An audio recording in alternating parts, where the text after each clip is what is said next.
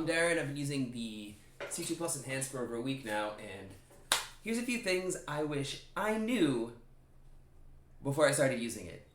And I'm going to tell them to you so that you know all about it. Thing number one. Sometimes it takes a minute to connect to the gateway software. Give it time. There's a little button here. I don't know if you can see it. There's a button here. Press that a few times before thinking that it's time to repair. Because nobody wants to unscrew this guy all the way just to repair it. Just let it pair. Give it a minute. It will take time. It will be unpaired when you first turn on your gateway. Press the button. Trust me. While it's cool that you can take off the back, it's cool you can take that off and repair everything. You don't actually want to do that, so just trust me on this one. Press the button.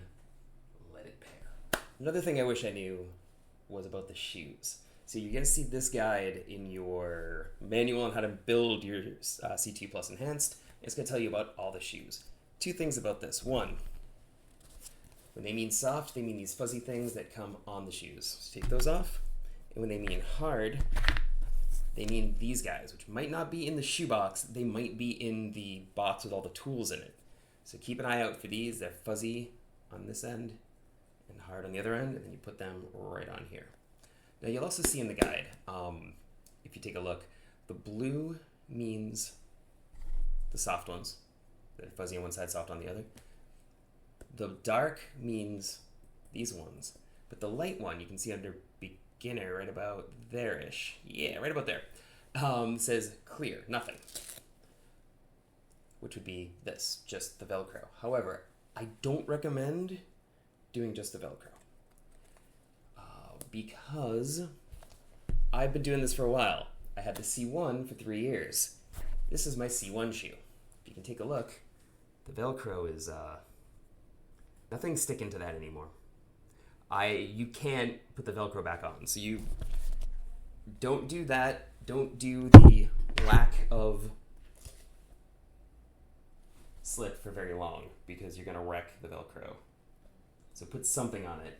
I recommend not doing the beginner, but either do first time or recommended or super slippery. That is my advice on the shoes.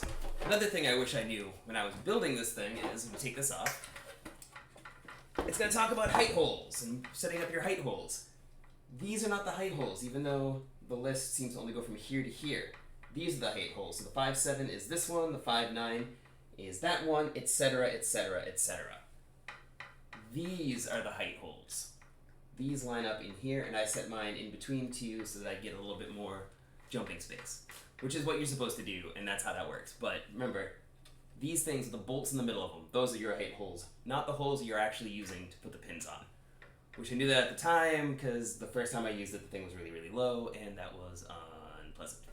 So yeah, that's the stuff that I wish I knew before I put this guide together, and the stuff that I think you should know when you're doing luck. If you're thinking of checking out KATVR treadmill, check the link in the description down in the doobly-doo for a little bit of money off. It was $130 last I checked. I don't know what it's going to be on the C2 Plus Enhanced, so, you have to check it out to find out. And, yeah, check out the videos. They should be right around here to see me giving it a full review or the unboxing.